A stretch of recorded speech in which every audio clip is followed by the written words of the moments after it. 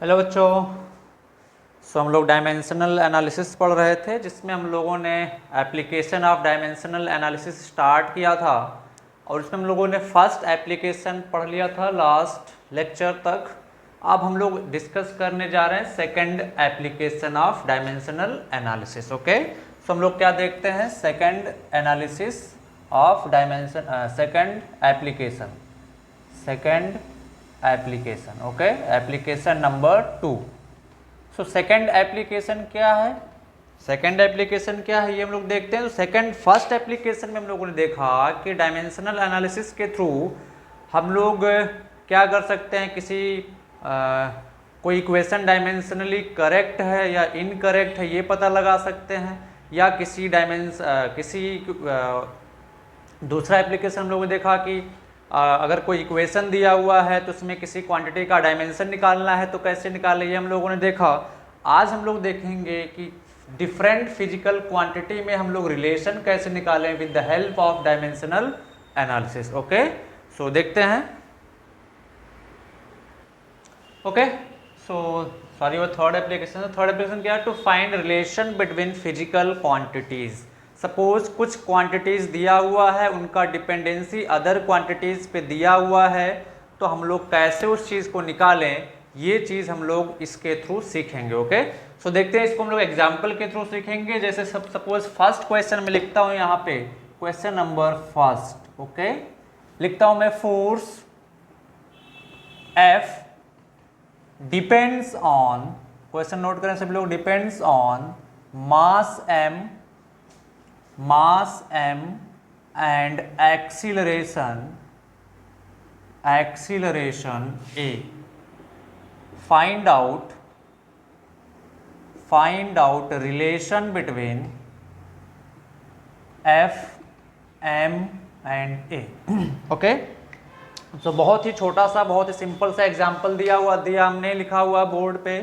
और एग्जाम्पल क्या है, force F depends on mass M and acceleration A. Find out relation between F, M and A. Force जो F है वो मास और एक्सीलरेशन पे डिपेंड कर रहा है, हमको इसमें रिलेशन पता लगाना है। तो बहुत सारे लोगों को पता है कि दोनों में क्या रिलेशन होता है, force equal to mass into acceleration. Okay, ये हम लोग जानते हैं, फोर्स इक्वल टू क्या होता है, मास इंटू एक्सीलरेशन, सदियों से पढ़ते हुए चले आ रहे हैं। ओके, तो इसी को अभी हम लोग डिराइव करेंगे with help of dimensional analysis. Okay, इसी सेम चीज को, सेम रिलेशन को हम लोग डिराइव करेंगे with the help of dimensional analysis. तो आइए देखते हैं कैसे डिराइव करेंगे। तो यहाँ पे ध्यान दें कि स्टेप बाय स्टेप सीखते चलेंगे। क्या बोल रहा है, फोर्स F किस पे डिपेंड कर रहा है, मास और एक्सीलरेशन पे। तो हम लोग क्या लिखेंगे कि force is equal to function of mass and acceleration. मतलब फोर्स किस पे डिपेंड कर रहा है, मास और एक्सीलरेशन पे। किस पे डिपेंड कर रहा है, मास एंड एक्सीलरेशन पे। तो दूसरा स्टेप क्या है, ये तो डिपेंडेंसी शो कर रहा है, बट इसको हम लोग यहाँ से कोई मतलब नहीं, हम लोग क्या लिखेंगे डायरेक्टली कि force F is directly proportional to mass m to the power x and acceleration to the power y। Okay, just हमने एज्यूम कर लिया कि force is directly proportional to m to the power x and acceleration to the power y। मतलब mass to the power x and acceleration to the power y। तो अभी ध्यान से देखें, F इज इक्वल टू क्या आ जाएगा, some constant k into mass to the power x and acceleration to the power y, ये आ गया। अब ये जो कांस्टेंट यहाँ पे k हमने एज्यूम किया है, k that is a constant, number constant, better होगा नंबर कांस्टेंट। ओके, अगर नंबर कांस्टेंट नहीं होगा तो हम लोग रिलेशन नहीं निकाल पाएंगे। ओके, रिलेशन नहीं निकाल पाएंगे, इसीलिए कि क्या होना चाहिए, नंबर कांस्टेंट होना चाहिए। आगे उसको हम लोग लिमिटेशन में पढ़ेंगे, जब लिमिटेशन पढ़ेंगे तो लिमिटेशन में उस चीज को हम लोग देखेंगे। ओके, तो आइए देखते हैं। अब ध्यान से देखें, सभी के डायमेंशन लिखते हैं। अभी हम लोग डायमेंशनल एनालिसिस में क्या क्या पढ़ चुके हैं कि ये क्वांटिटी इस क्वांटिटी के इक्वल है ना, ये क्वांटिटी इस क्वांटिटी के इक्वल है। तो लेफ्ट हैंड साइड का डायमेंशन और राइट हैंड साइड का डायमेंशन, दोनों का डायमेंशन क्या होना चाहिए, सेम होना चाहिए। काफ़ी सिंपल है, left hand side and right hand side दोनों का डायमेंशन क्या होना चाहिए बच्चा लोग, सेम होना चाहिए। तो अभी ध्यान से देखिए राइट हैंड साइड में क्या है, फोर्स, तो फोर्स का डायमेंशन क्या होता है, mL/T⁻², ओके। सेम तरीके से इसका भी डायमेंशन किसके बराबर होना चाहिए, इसके बराबर होना चाहिए, ओके। तो देखते हैं कैसे लिखेंगे इसको, दोनों के डायमेंशन को कंपेयर करना है यहाँ पे। तो फोर्स का डायमेंशन क्या आ जाएगा यहाँ से, mL/T⁻² इज इक्वल टू, अभी इस k को हमने क्या माना है, इस k को नंबर कांस्टेंट माना है, तो नंबर कांस्टेंट का कोई डायमेंशन नहीं होता है, तो इसका कोई डायमेंशन नहीं लिखेंगे, ओके। मास, मास का डायमेंशन क्या होता है, m⁻x, a एक्सीलरेशन है, एक्सीलरेशन का डायमेंशन क्या होता है, L/T⁻²y, ओके। सो यहाँ से ध्यान से देखें कितना आ जाएगा, mL/T⁻² इज इक्वल टू, इसको हम लोग क्या लिख सकते हैं, m⁻x L⁻y and T⁻²y, okay. दोनों डायमेंशन सेम है, यहाँ पे मैं 0 लिख सकता हूँ, यहाँ पे 0 लिख सकता हूँ, तो दोनों के डायमेंशन सेम है, तो पावर भी क्या होनी चाहिए, सेम होनी चाहिए। दैट मीन्स यहाँ पे m⁻0 है, ओ सॉरी 0 नहीं 1 होगा, sorry, this will B 1, this will B 1। तो यहाँ पे ध्यान से देखिए लेफ्ट हैंड साइड में m⁻1 है, यानी कि मास टू द पावर 1 है, तो राइट हैंड साइड में मास टू द पावर क्या होना चाहिए, 1 होना चाहिए। तो यहाँ से कंपेयर करने से हमें क्या मिल जाएगा, on comparing x is equal to क्या मिल जाएगा 1, y इज इक्वल टू क्या मिल जाएगा 1, ओके। तो ये आ जाएगा हमारा x और y का वैल्यू। अभी x और y का वैल्यू इक्वेशन नंबर फर्स्ट में रख दें, putting value of x and y in equation first, तो क्या मिल जाएगा, f is equal to k m⁻1 a⁻1 या f is equal to k m⁻a। हम लोग जानते हैं कि k की वैल्यू यहाँ पे क्या होगी, 1 होगी, क्योंकि फोर्स इक्वल टू क्या होता है, मास इंटू एक्सीलरेशन।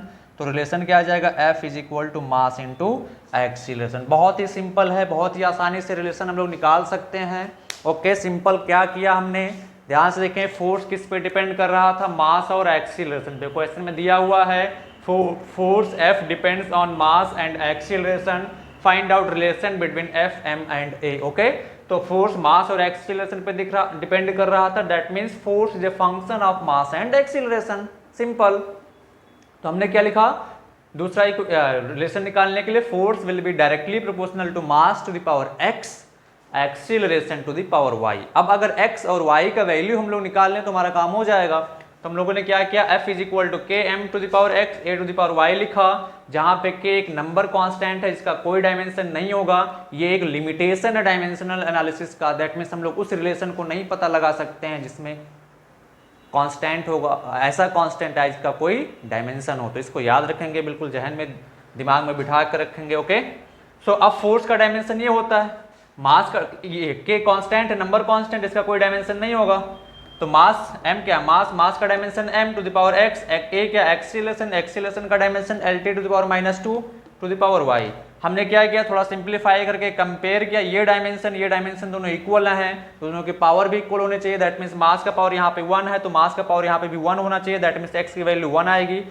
लेंथ का पावर 1 है, तो यहाँ पे भी लेंथ का पावर 1 होना चाहिए। कंपेयर करने से y का वैल्यू कितना आ जाएगा 1। इस x और y की वैल्यू को हमने यहाँ पे रख दिया, तो हमें क्या मिल गया, फोर्स, मास और acceleration relation, that means force is equal to mass into acceleration, okay. जल्दी से नोट करें, फिर हम लोग आगे बढ़ते हैं, ओके। सो नेक्स्ट क्वेश्चन देखें, नेक्स्ट क्वेश्चन क्या कर रहा है, centripetal force F, okay. Centripetal force के बारे में हम लोग सर्कुलर मोशन में पढ़ेंगे, ओके। तो अभी ज़्यादा सोचने की ज़रूरत नहीं है, मोस्ट ऑफ यू, आप लोग बहुत लोग इसको जानते होंगे सेंट्रीपिटल फोर्स का, 9th में मैं पढ़ाया था, है ना।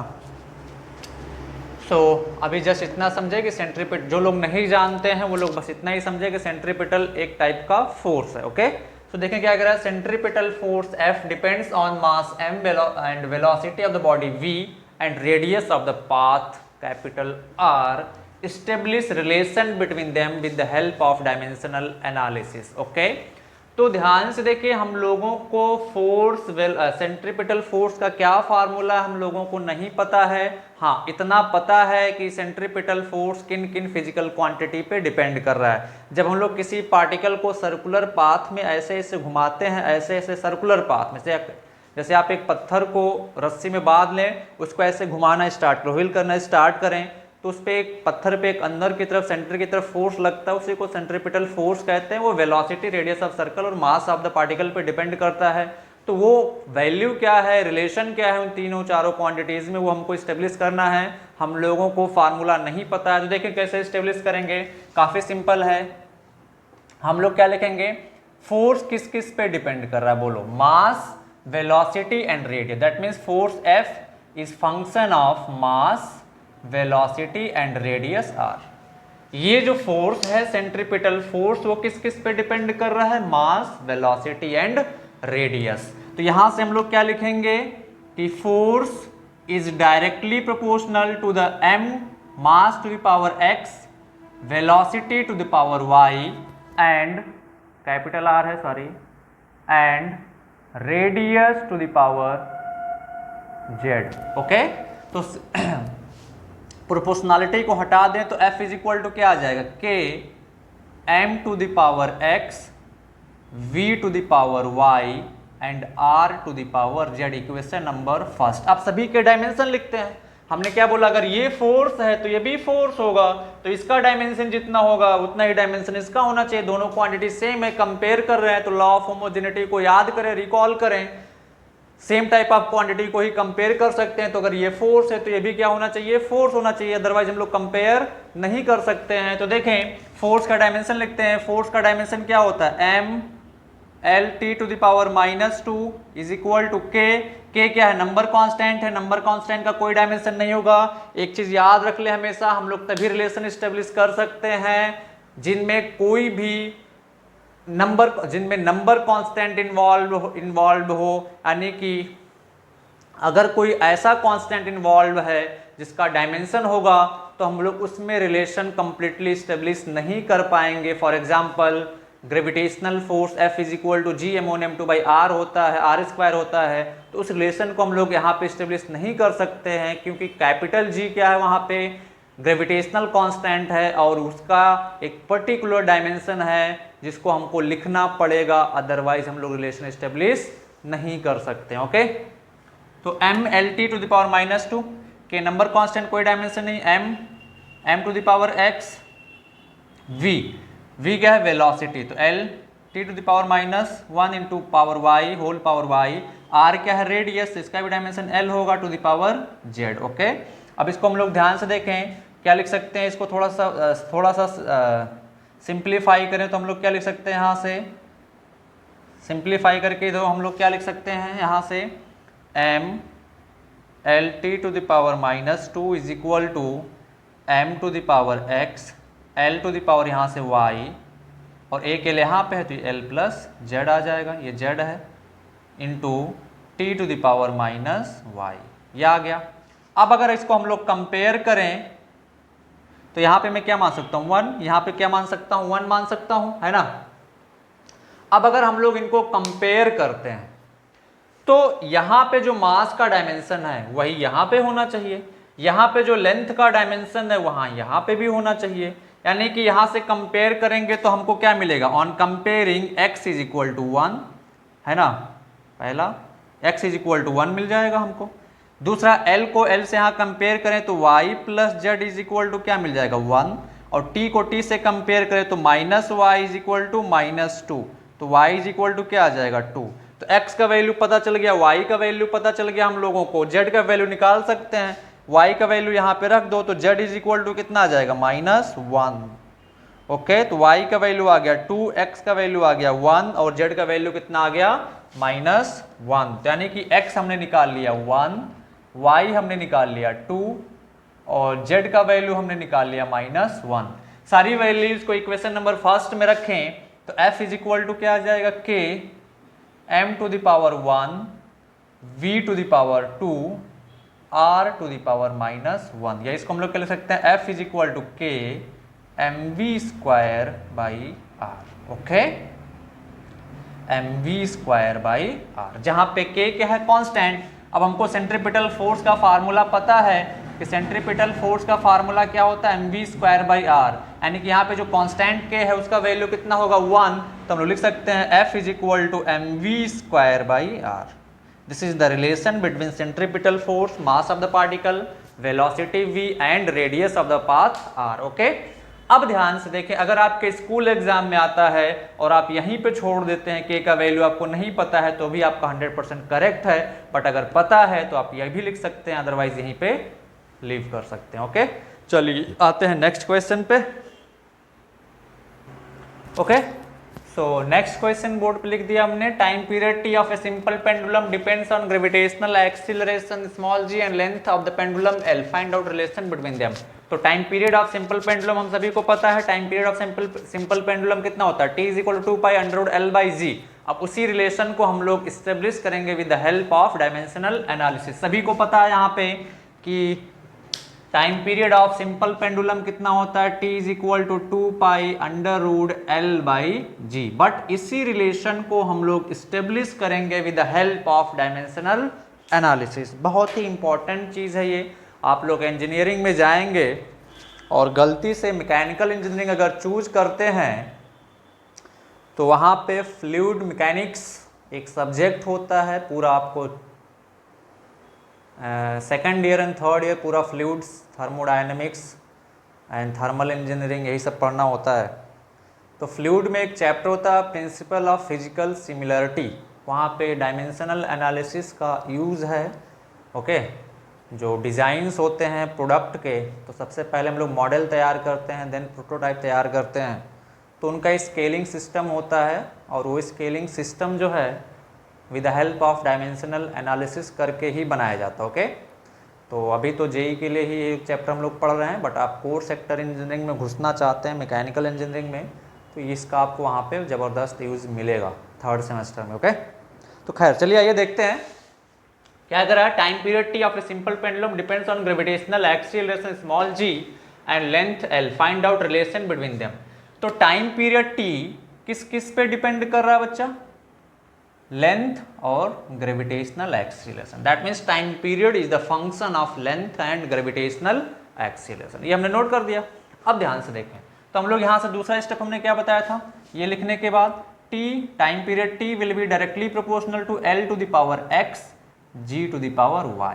या प्रोपोर्शनलिटी हटाएंगे तो time period t is equal to क्या आ जाएगा, k l to the power x g to the power y, equation number first. अब सभी का डायमेंशन लिखते हैं, तो ये क्या है, t क्या है, टाइम पीरियड। टाइम पीरियड का डायमेंशन क्या होगा, टाइम पीरियड का डायमेंशन क्या होगा, l होगा, है ना। टाइम पीरियड का डायमेंशन क्या होता है, टाइम का डायमेंशन जो होता है, और टाइम का डायमेंशन क्या होता है, कैपिटल T। तो इसका डायमेंशन क्या आ जाएगा, capital T is equal to k, number constant कोई डायमेंशन नहीं, l लेंथ है, डायमेंशन x होगा, ये एक्सीलरेशन है, डायमेंशन क्या होगा, LT - 2 to the power y।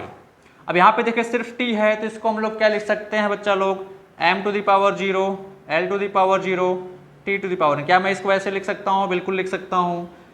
k का तो कोई डायमेंशन नहीं होता है, तो इसके यहाँ पे लिखने की कोई ज़रूरत नहीं है। l to the power x यहाँ से आ जाएगा, यहाँ से क्या आ जाएगा, l to the power y, t to the power -2y, या m to the power 0, l to the power 0, t to the power 1 is equal to कितना आ जाएगा, यहाँ से l to the power x plus y, है ना, l into l into t to the power -2y। अब ध्यान से देखिए m का टर्म इधर है नहीं, तो m टू द पावर 0 लिख सकता हूँ, बट कोई फायदा है नहीं। l को l से कंपेयर कर तो x प्लस वाई क्या आ जाएगा, 0, x प्लस वाई क्या आ जाएगा, 0।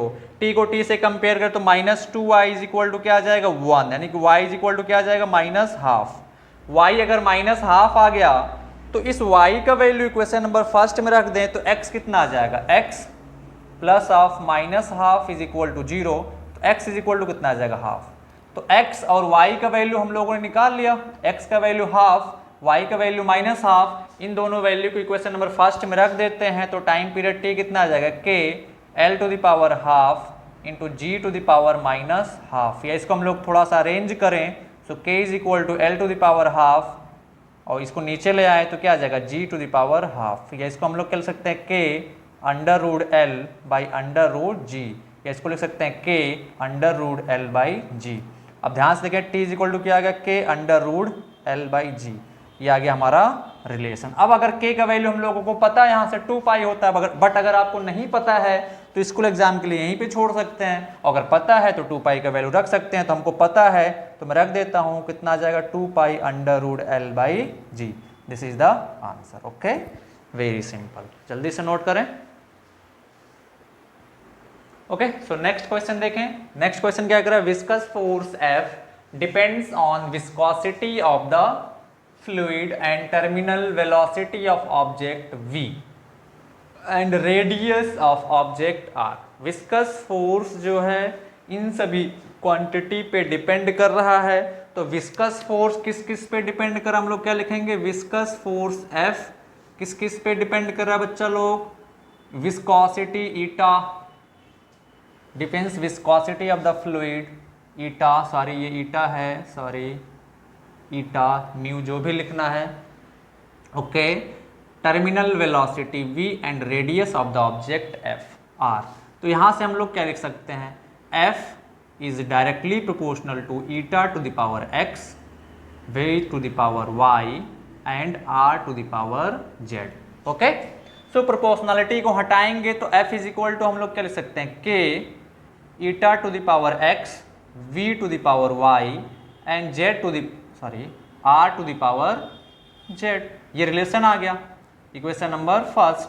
k क्या है यहाँ पे, नंबर कांस्टेंट। k क्या है बच्चा लोग, k is a number constant. Okay, k क्या है, k एक नंबर कांस्टेंट है। ओके, k क्या है, k एक नंबर कांस्टेंट है। अब सभी के डायमेंशन लिखते हैं। फोर्स का dimension m l t to the power -2, k number constant, कोई डायमेंशन नहीं। विस्कोसिटी का डायमेंशन मैं बता चुका हूं, अगर नहीं भी पता है तो आप लोग निकाल सकते हैं, है ना। विस्कोसिटी का डायमेंशन हमने क्या बताया था, m l to the power -1 t to the power -1। v velocity है, सॉरी यहाँ पे power eta to the power x है तो यहाँ पे x। ये v क्या है, velocity, dimension l t to the power -1, power y तो power y, l to the power z। Okay, अब सिंपल अरेंज करें इसको तो m l t to the power -2, यहाँ से कितना आ जाएगा m to the power x, l to the power -x, t to the power -x। Okay, यहाँ से l to the power y, t to the power -y, यहाँ से l to the power z। Okay, so कितना आ जाएगा यहाँ से m l t to the power -2 is equal to m to the power x, है ना, l to the power -x plus y plus z, -x plus y plus z and t to the power 2 नहीं है, ध्यान रखेंगे z है। Okay, z t to the power कितना है, -x -y, -x -y। Now compare, यहाँ पे हम लोग क्या लिख सकते हैं 1 1। Left hand side right hand side के डायमेंशन इक्वल है, लेफ्ट हैंड साइड और राइट हैंड साइड के अगर डायमेंशन इक्वल है तो दोनों को कंपेयर करें। दोनों को कंपेयर करने से हमें क्या मिलेगा, यहाँ से x is equal to 1, l को l से कंपेयर कर तो क्या मिल जाएगा, -x plus y plus z is equal to 1। Okay, x का वैल्यू हम लोगों को पता है तो यहाँ पे x का वैल्यू रख देते हैं तो कितना आ जाएगा, -1 plus y plus z is equal to 1, या y plus z is equal to क्या आ जाएगा 2। ये आ गया ये दूसरा इक्वेशन। आगे देखें, t को t से कंपेयर करें तो क्या मिलेगा, -x minus y is equal to -2। x का वैल्यू हम लोगों को पता है कितना 1, तो -1 minus y is equal to -2, या y इज इक्वल टू कितना आ जाएगा बच्चा, यहाँ से ये उधर जाएगा और ये उधर आएगा, y इज इक्वल टू कितना आ गया 1, कितना आ गया, x का वैल्यू 1, y का वैल्यू 1। और ध्यान से देखें इस इक्वेशन को, यहाँ पे y plus z equal to कितना है 2, और y का वैल्यू है 1, तो z का यहाँ पे y का 1 रख देंगे तो z का भी वैल्यू कितना आ जाएगा 1। दैट मीन्स यहाँ से हम लोगों ने निकाल लिया कि x is equal to 1, y is equal to 1, z equal to 1। सारी वैल्यू को इक्वेशन नंबर फर्स्ट में रख दो तो f इज इक्वल टू क्या आ जाएगा, k eta to the power 1, v to the power 1, r to the power 1, f is equal to k eta v r। This is the relation, जहाँ पे k क्या है, एक नंबर कांस्टेंट है। अब इसका वैल्यू होता है 6 पाई, कितना होता है 6 पाई, तो हम लिख देंगे 6 pi eta V R. Okay, this is the viscous force. Fluid mechanics में हम लोग पढ़ेंगे इसको। ओके, फ्लूइड मैकेनिक्स में हम लोग इसको पढ़ेंगे।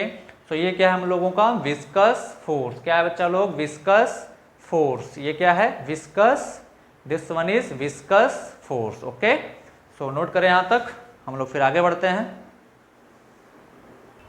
ओके, सो नेक्स्ट क्वेश्चन देखें। नेक्स्ट क्वेश्चन क्या कह रहा है, if velocity v, force f and time t are chosen as fundamental quantities, then express first part mass and second part energy in terms of f, v and t। Okay, तो बहुत ही simple question है।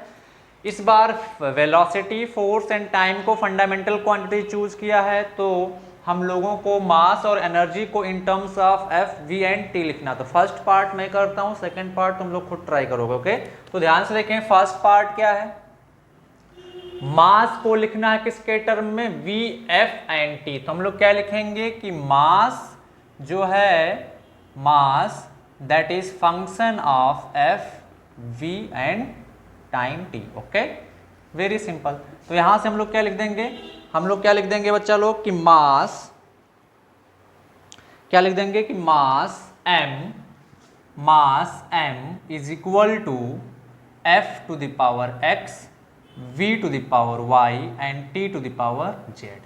अब अगर m is equal, या proportional लिख सकते हैं, जैसा लिखना आप लोग वैसा लिख सकते हैं, m is equal to this much, है ना। तो अब दोनों के डायमेंशन लिखते हैं। मास का डायमेंशन क्या होगा, m is equal to, force का डायमेंशन क्या होता है, m l t to the power -2 to the power x, v velocity है का डायमेंशन क्या होता है, l t -1 to the power y, और t क्या है टाइम, डायमेंशन क्या आ जाएगा इसका, तो z ही आ जाएगा, है ना। चलो इसको हम लोग क्या लिख सकते हैं, m to the power 1, l to the power 0, t to the power 0 is equal to, यहाँ से क्या आ जाएगा, m to the power x, l to the power x, t to the power -2x, into यहाँ से क्या आ जाएगा, l to the power y, t to the power -y and t to the power z। Okay, simplify करें इसको, तो m to the power 1, l to the power 0, t to the power 0 is equal to m to the power x, l to the power x plus y, x plus y and t to the power -2x -y plus z। Okay, अब दोनों side के dimension same है, तो दोनों side के dimension same है, तो compare करते हैं इन सभी को। तो कंपेयर करने पे यहाँ से हमें क्या मिलेगा, x इज इक्वल टू 1। इसको कंपेयर करें l से l को, तो x plus Y is equal to 0। तो x का वैल्यू 1 है, तो y इज इक्वल टू कितना आ जाएगा, -x, यानी y इज इक्वल टू कितना आ जाएगा, -1। अब x निकाल लिया हम लोगों ने, y निकाल लिया, z निकालना है। तो थर्ड पार्ट को देखें, यहाँ से हम लोग कर सकते हैं -2x -y plus z is equal to 0। तो z इज इक्वल टू क्या आ जाएगा, 2x प्लस y। तो x का वैल्यू कितना 1 और y का वैल्यू भी 1 है, तो z इज इक्वल टू कितना आ जाएगा बच्चा, 3। कितना आ जाएगा, 3। ओके, तो x, y, z का वैल्यू हम लोगों ने निकाल दिया। तो x, y और z की वैल्यू को यहाँ पे रखते हैं, तो मास इक्वल टू क्या आ जाएगा, f to the power 1, y का वैल्यू कितना है, -1, f v to the power -1, और t का वैल्यू कितना है बच्चा, सॉरी z का वैल्यू कितना है, यहाँ से z का वैल्यू कितना है, 3, तो यहाँ पे रख दें 3, t to the power 3। Okay, तो मास कितना आ जाएगा बच्चा, f v to the power -1, t to the power 3। This is the relation between f, v and t which depends on mass। या मास f, v और t पे कैसे depend कर रहा है, या मास का डायमेंशन क्या आ जाएगा, f v to the power -1, t to the power 3। This is the dimension of मास।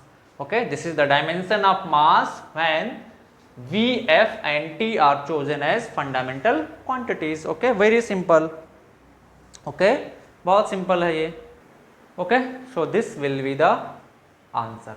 देखिए, इस क्वेश्चन को बहुत ही सिंपल वे में सॉल्व किया सकता है। सिंपली क्या पूछा, वी, एफ एंड टी को फंडामेंटल कंसीडर कर लिया गया है। ओके, तो हम लोगों को क्या निकालना है, मास को इनके टर्म में एक्सप्रेस करना। तुमने क्या मान लिया, mass is function of F we and T, यानी कि mass is equal to F to the power X, V to the power Y, T to the power Z. Mass जो है इन तीनों क्वांटिटी के इस तरीके से डिपेंड करे तो इधर का डायमेंशन इक्वल होना चाहिए। तो डायमेंशन इक्वल करके हमने एक्स वाई जेड का वैल्यू निकाल लिया। अब देखिए यहाँ पे कैलकुलेशन एरर हो जाएगा तो आंसर गलत भी आ सकता है। ओके, तो एक्स वाई जेड का वैल्यू निकाल के हमने यहाँ पे रख दिया तो हमें रिलेशन पता चल गया। सिंपली हम लोग एनर्जी के लिए कर सकते हैं। ओके, देखें एनर्जी के लिए कैसे करेंगे।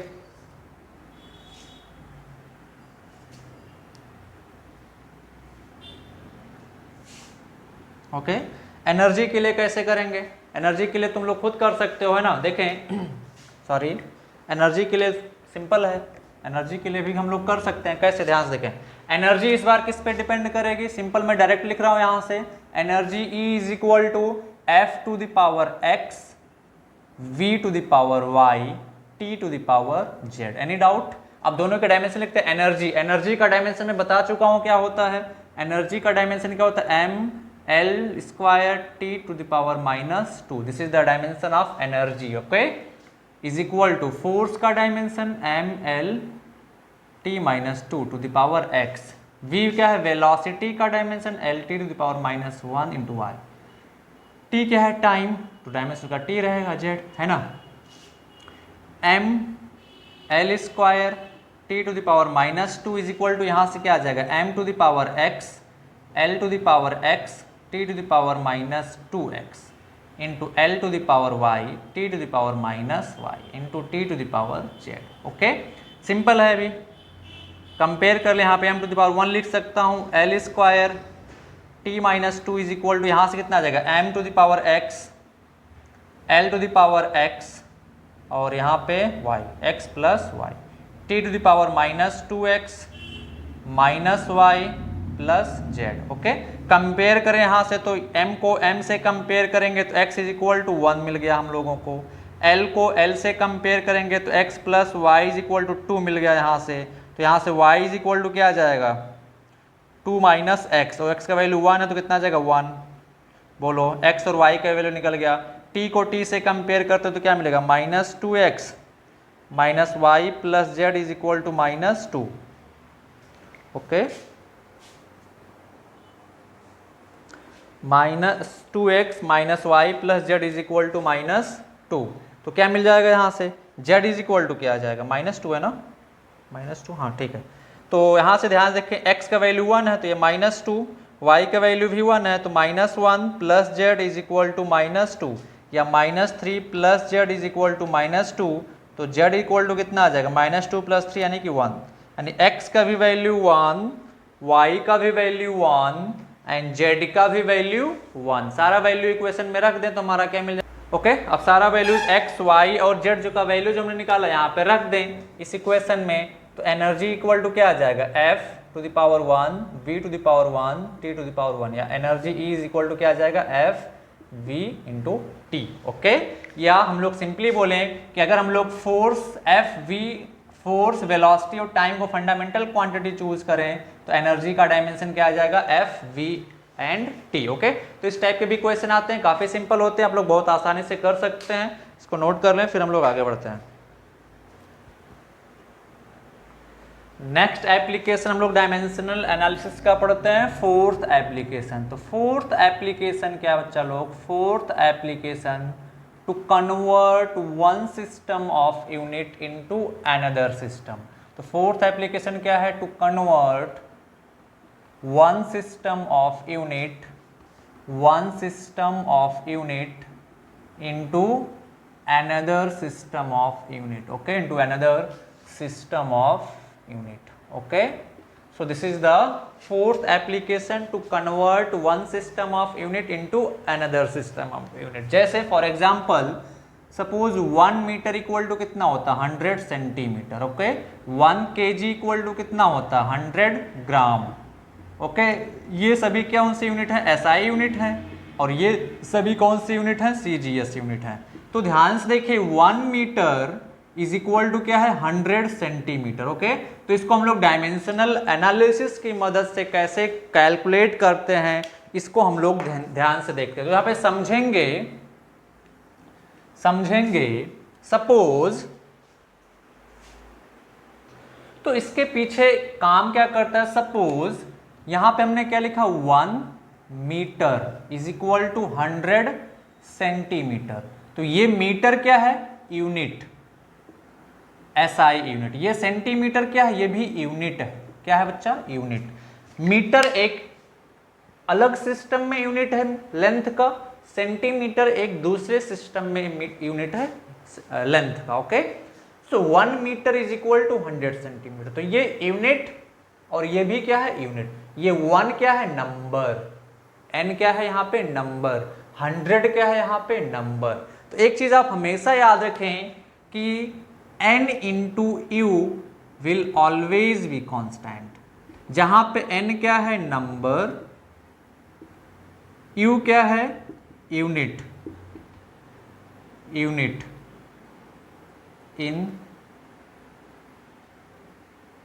इन एनी सिस्टम। ओके,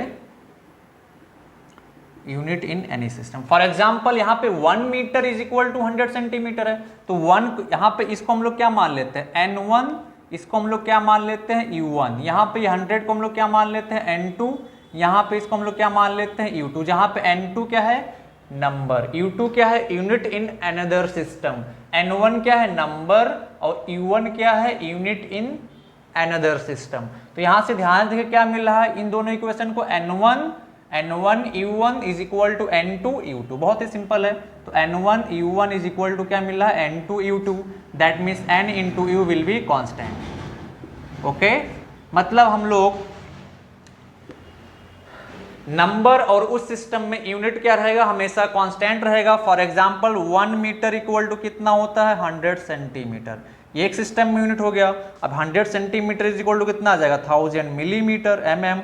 अब mm क्या है, एक सिस्टम में यूनिट है। ये क्या है, नंबर। ओके, कितने के बराबर है वो, सेंटीमीटर क्या है, यूनिट है। ये क्या है, नंबर, कितने के बराबर है, मीटर क्या है, यूनिट है, 1 क्या है, नंबर। तो यहाँ से हम लोग इसको n1 मान लेते हैं, इसको u1 मान लेते हैं। तो n1 u1 is equal to, यहाँ से क्या आ जाएगा, इसको n2, इसको u2।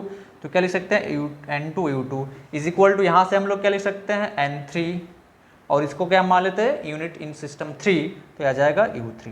ओके, यानी कि नंबर और यूनिट इन दैट सिस्टम दोनों का मल्टीप्लिकेशन क्या रहेगा, हमेशा कांस्टेंट रहेगा। इसी प्रिंसिपल को यूज करते हुए हम लोग क्या यूज निकालते हैं, value from one system of unit to another system of unit. ध्यान से देखें कैसे, क्वेश्चन बेसिस पे इसको समझना है, कोई रॉकेट साइंस नहीं है, बहुत ईजी है। बहुत बार तो मैं इसको पढ़ाता भी नहीं हूँ, तुम लोगों पे छोड़ देता हूँ। तो ध्यान से देखें, सिस्टम क्या यूज करना है, n1 u1 is equal to n2 u2। u1 u2 क्या है, यूनिट। हमको मैं एक ही एग्जांपल इस पे कराऊंगा, बाकी तुम लोगों को खुद से प्रैक्टिस करना है, बहुत इजी है। ओके, तो हम लोग मान लेते हैं 1 न्यूटन को कन्वर्ट करना है किस में, हम लोगों को डायन में। किस में कन्वर्ट करना है, डायन। यानी 1 newton is equal to how many dyne, 1 newton is equal to how many dyne, ये हम लोगों को कैलकुलेट करना है। तो हम लोगों को क्या कॉन्सेप्ट पता है, n1 u1 is equal to n2 u2। तो न्यूटन हम लोगों को पता है कौन सा सिस्टम का यूनिट है, SI। डायन किसका यूनिट है, CGS का। तो हम लोग n1 एंड u1 मान लेते हैं किसके लिए है, SI सिस्टम के लिए। ओके, n2 u2 हम लोग किसके लिए मान लेते हैं, CGS सिस्टम के लिए, है ना। तो अभी ध्यान से देखें, u2 हम लोगों को पता है क्या, डायन, क्या है, डायन। अगर n2 पता चल जाए यहाँ से, तो हम लोग लिख सकते हैं ना, यही तो लिखा ना, 1 newton is equal to how many dyne, यानी कि n2 डायन। मान लिया 1 newton is equal to n2 डायन। तो यहाँ से n1 पता है, u1 पता है, यहाँ से u2 पता है, n2 नहीं पता। तो ये n2 हम लोगों को निकालना है ना। तो सिंपल क्या लिखेंगे यहाँ से, n1 u1 is equal to n2 u2। n1 पता है 1, u1 क्या है, न्यूटन। न्यूटन किसका यूनिट है, फोर्स का। फोर्स का डायमेंशन क्या होता है, बोलो, m1 l1 t1 to the power -2। ये सब्सक्रिप्ट मैंने यूज किया है ताकि आप कंफ्यूज ना हो। 1 subscript is for SI unit. Okay, is equal to, n2 नहीं पता है तो n2 लिख दिया हमने, इनटू u2 किसका सिस्टम में यूनिट है, फोर्स का यूनिट है। फोर्स का डायमेंशन क्या होगा, mlt-2, that means m2 l2 t2 to the power -2। m2 mass in CGS system, l2 length in CGS system, t2 time in CGS system. m1 mass in SI system, L1 mass in L1 length in SI system, T1 time in SI system, very simple है ना। तो अभी ध्यान से देखें N2 is equal to कितना आ जाएगा यहाँ से, N2 इज इक्वल टू आ जाएगा, हम लोग क्या लिख सकते हैं यहाँ से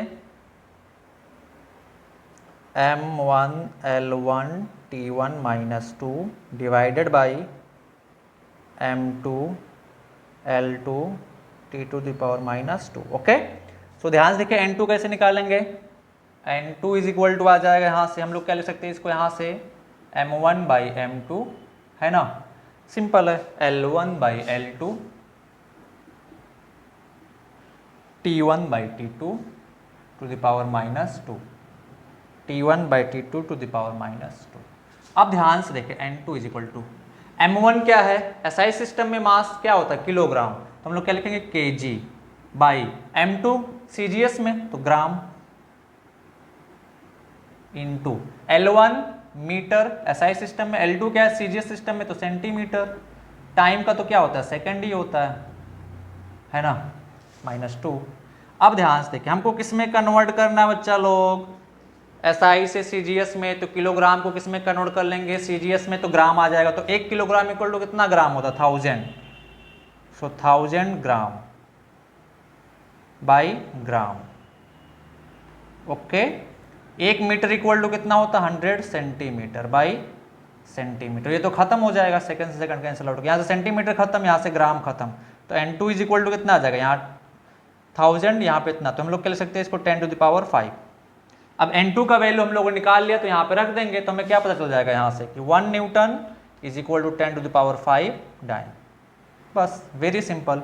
तो आप ऐसे कन्वर्ट कर सकते हैं, मैं जस्ट इस पे एक ही क्वेश्चन कराऊंगा, बाकी सारा क्वेश्चन तुम लोगों को होमवर्क है। ओके, जहां से भी आपके पास NCERT में जो भी दिया हुआ है उसको कन्वर्ट करेंगे। मैं एक एग्जांपल दे रहा हूं तुम लोगों को,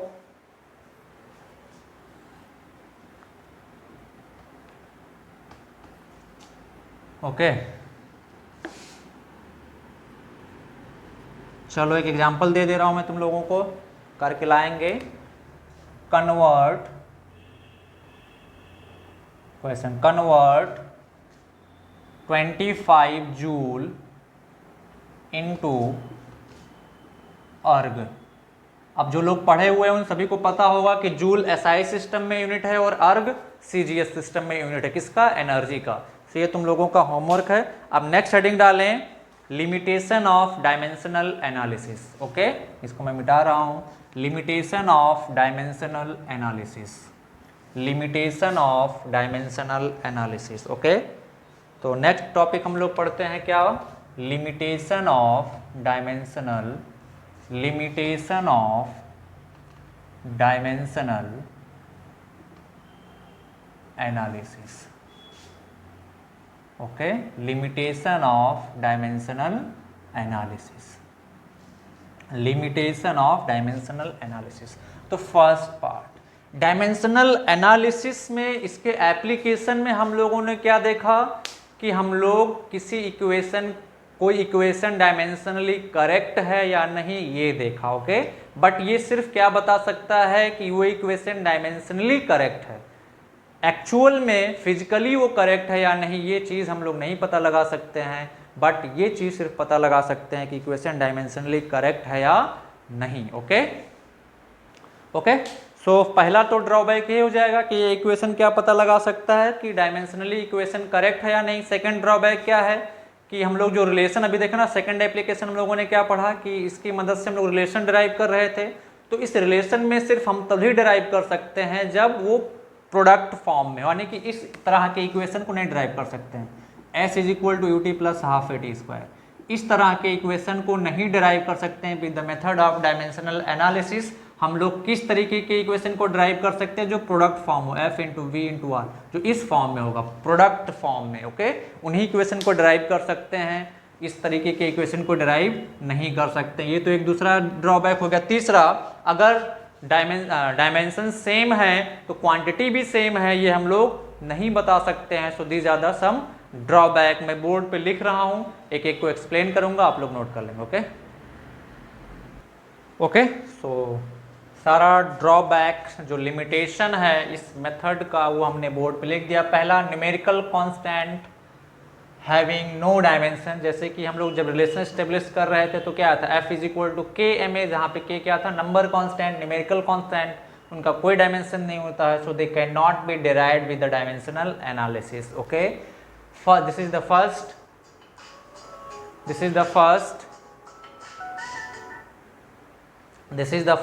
drawback. Second, the method of dimensional analysis cannot be used to derive relation other than the product of power function. For example, s is equal to ut plus half at square cannot be derived with this analysis. जबकि हम लोग सिर्फ क्या derive कर सकते हैं, f is equal to ma derive कर सकते हैं, ये प्रोडक्ट फॉर्म में है, f is equal to mv square by r draw कर सकते हैं, भी प्रोडक्ट फॉर्म में है, पावर फंक्शन के फॉर्म में ला सकते हैं, mv square r to the power -1।